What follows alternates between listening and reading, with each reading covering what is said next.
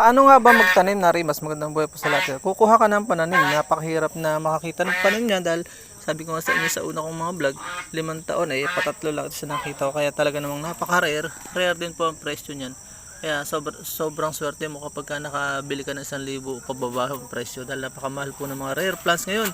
Hindi katulad ng mga kalamansi na may nabibili pa ng 25, 30. So yun o, gagamit ka lang po ng gunting dahil puputulin natin yung dahon para hindi siya mag-evaporate yung nutrient, ma-drain. Ibabad mo ng magdamag, pwede pong 3 days din.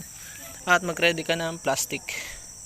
Ibabaon mo lang sa plastic at least mga 3 o 4 o 5 ang baon. So yun o, yung ating soil media. Ganun lang kasimple.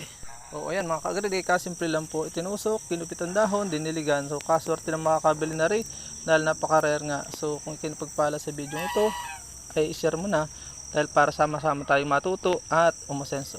Paalam and God bless.